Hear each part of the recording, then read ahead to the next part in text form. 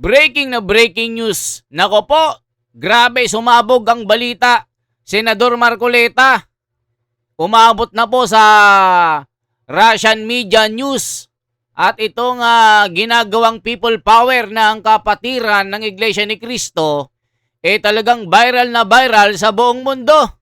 Pakinggan po natin ang interview. Talagang pinag-uusapan po ang korupsyon dito sa, alam nyo mga kababayan, buti na lang meron tayong mga connection at talagang si Senador Marcoleta ay kilalang kilala. At itong mga media sa Pilipinas, hindi po nila binabalita ito. Ang mga binabalita nila ay mga basura. Kaya dito, itong people power na ginanap kahapon na nagka-tension, yung mga pulis na nanggugulo, na payapa naman na nagrarally yung mga kapatid, nandun po tayo. Nakipagtulungan tayo doon. Yung mga pulis, mga kababayan, yan, natalo sila. Naitulak sila ng mga kapatid. So dito po, pakinggan po natin. Grabe, ang lupit ni Senador Marcoleta. Sikat na sikat si BBM sa buong mundo.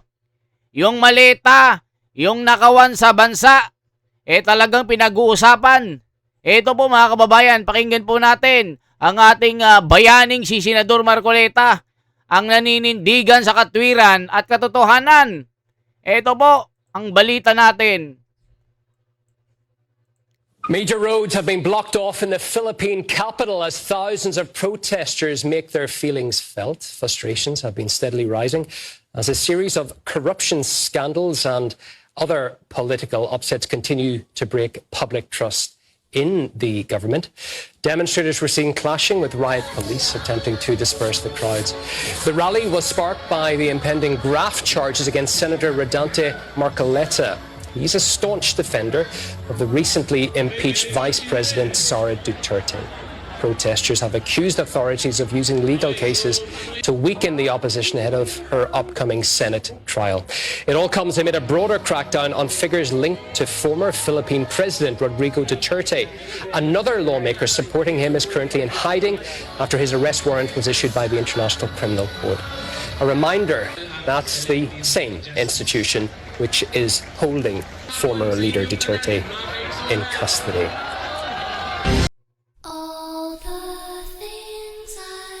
Ayan mga kababayan ko, ang galing ni Senador Marcoleta. Talagang sikat ni sikat si BBM sa ibang bansa. Itong nakawan sa bansa, naku po. Talagang kung sino pa yung mga matitinong politiko, sila ang ginigipit Can cross live now to the senator in question, Mr. Rodante Marcoleta. Thank you, sir, for your time today. The government has accused you of accepting what it calls illegal campaign donations. What is your response to that charge? That's a fabricated charge. That is not true. Because these are campaign donations allowed by our COMELEC or election laws. As a matter of fact, I'm allowed to accept maximum of 5.5 million US dollars. Why do you think this case has targeted you in particular? Because I am serious in being able to unearth the biggest corruption scandal in this country associated with our flood control projects. I used to hold the chairmanship of a Blue Room committee in the Senate, and I was tasked to do just that. And because there are so many culprits behind this scandal, they will do everything possible to stop me from succeeding in investigating this massive looting of our national treasury. And it appears even people who aren't necessarily supporters of yours are pointing out that. They're saying, why is an official who is trying to discover corruption and graft in the country, why is he himself suddenly being targeted? Precisely. That is the point that we are trying to address. As I have told you, this is a fabricated charge.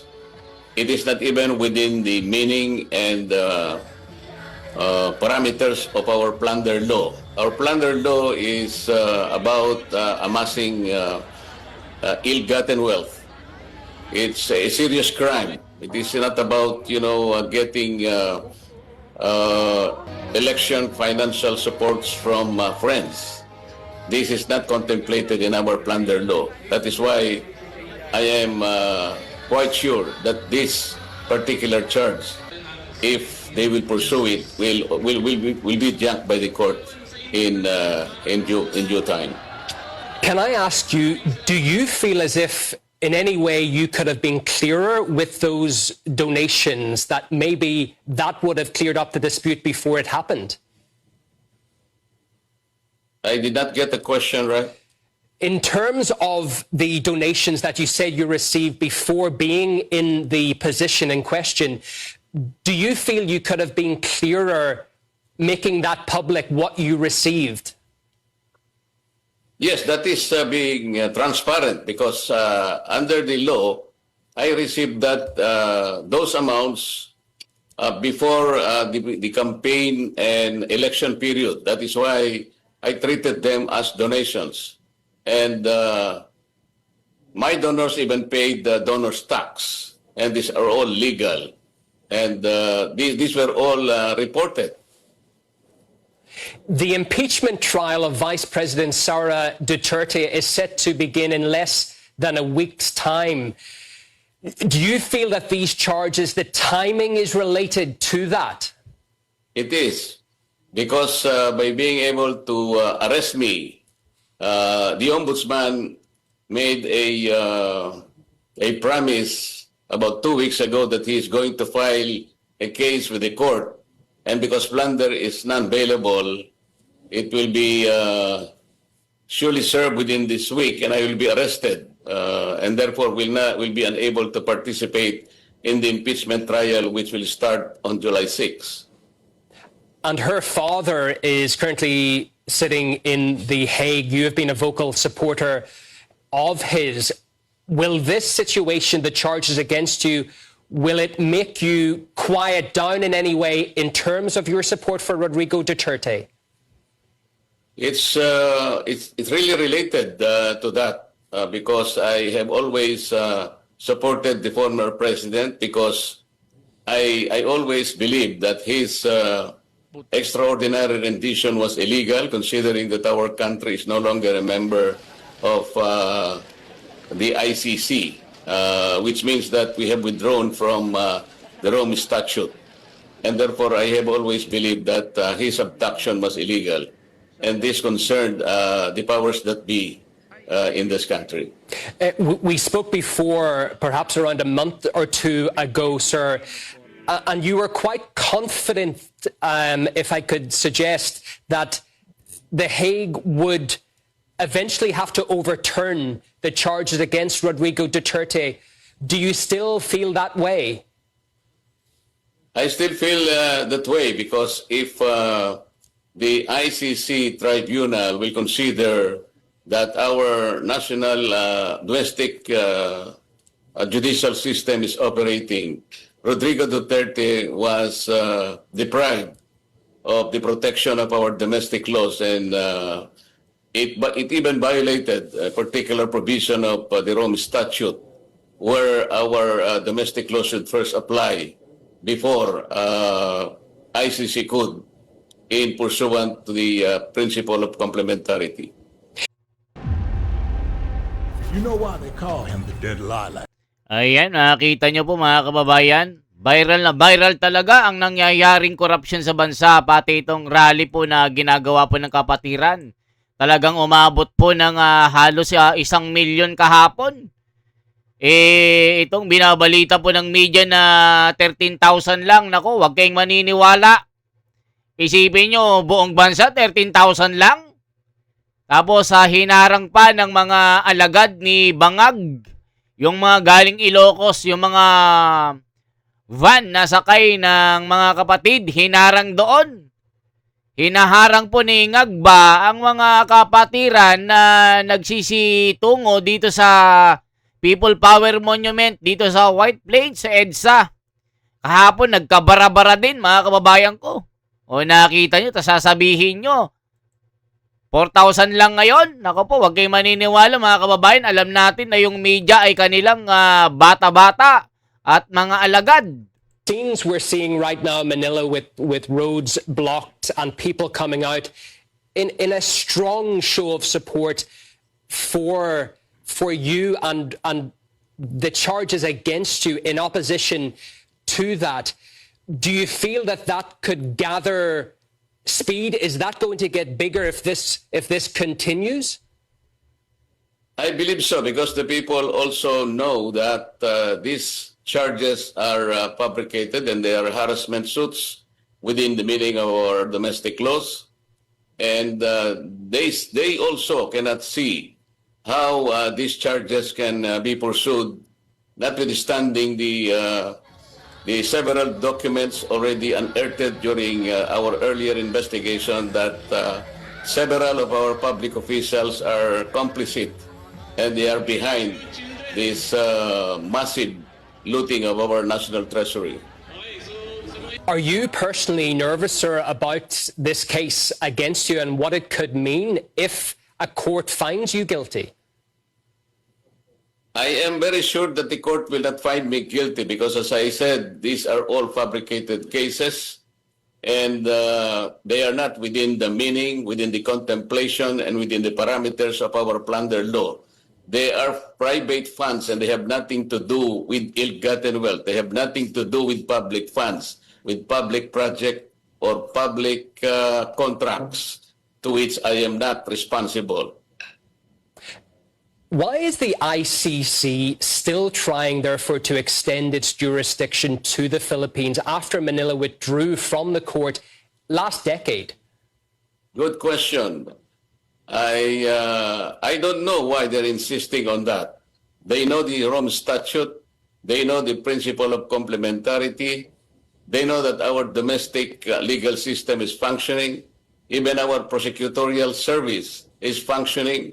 They should have first ascertained that these services are not functioning before they can meddle into the domestic affairs of the Philippines. And just to finish, sir, can I ask you for your overall thoughts on the political climate right now in Manila? It seems particularly divisive. Is that how you would characterize it? Yes, because the people would like to know the real culprits. They wanted to make these people accountable in this largest scandal that has transpired in our country, and it seems that the powers that be are not serious in looking into this problem. That is why the people are anxious, the people are angry, and the people are quite expecting too much from this government. But it seems that governance is not really operating in this country. Well, there certainly does appear to be a very strong show of support for you and that case. Thank you so much for coming on the program and sharing your view with us, Mr. Rodante Marcoleta, Philippine Senator. Thank you, Yunan. Thank you. Ayan po mga kababayan ko, matindi talaga ito. Umabot na ang balitang ito, yung pagiging corrupt ni Ngagba. Nako mga kababayan ko, ano sinasabi ng mga komento? We love you, Senator Rodante Marcoleta. We trust him through path, especially the Maleta case. This plunder just him are fabricated. We fabricated him to have a case in court which given voluntary, not from people money. Comelec discharge in court done. Nice, buti na silip na rin ng ibang bansa. The foreign reporter is very professional to make interview and report regarding the current issue in our country now. Laban lang po, Senator Marcoleta. Mananaig ang tama at hindi natutulog ang Diyos. We are one. A kind of political persecution to my brother, Senator Rodante Marcoleta. God have mercy. Sana matulungan tayo ng ibang bansa. This government here in the Philippines is so bad. We fully support you, Senator Marcoleta. Ayan po mga kababayan ang katotohanan. Alam natin na itong kaso ni Senador Marcoleta na ginawang plunder ay talagang gawa-gawa lamang dahil hindi naman galing sa pera ng bayan at hindi naman ito galing sa gobyerno. At ito ay galing sa mga individual na nag-donate para sa campaign donation. At ito ay ginawa lang nila para gipitin at takutin at hindi makabilang si Senador Marcoleta sa boto ng impeachment. At lalong-lalo na gusto nila mapagtakpan ang flood control issue. Kaya mga kababayan, nakikita natin ang mga kababayan natin. Talagang halos umabot ng 1 milyon kahapon. Surprise rally. Nagulantang ang mga pulis. Nananggulo pa doon mga kababayan. Ginugulo nila ang rally na ito ay isinagawa sa mapayapang paraan pero ginulo nila. Ayun, pinalagan sila ng mga kapatid. Yung iba naman may tanim ng gulo. Pinagbababato yung mga pulis, mga tao naman ni ngagba ito na nanggulo doon. Tapos yung mga sumasali po na mga bataan ni ngagba pupunta doon na solo. Tapos nagngangangaw, di itataboy kayo ng mga kapatiran dyan. Tapos guguluhin nyo ang rally, tapos ibibintang nyo sa kapatiran. Diba mga kababayan ko? Kaya itong nangyayari po kay Senador Marcoleta, isa pong political na hakbang nila para mapigilan ang pagsisiwalat ng mga anomalya ng flood control dito. Lalong-lalo na yung mga sangkot. Alam natin kung sino-sino yung mga nasa listahan na mga 18 Marines. Talagang wala ni kahit isa ang nakakasuhan. Maski si Tambaluslos umamin na may ituturo siyang mga kasama niya. Pero mas inuna pa si Senador Marcoleta na kinasuhan ng ombudsman. Binanatan rin ito ni kay Arnel Tumanan. Itong si Boying Rimulya. Sobrang sama. At talagang nagpapagamit sa kanyang bossing. Mas inuna pa ang ating kapatid na si Caro Dante. Diba? Ang kababayan ko. Ayan po mga kababayan. Salamat po ng marami. Mabuhay po.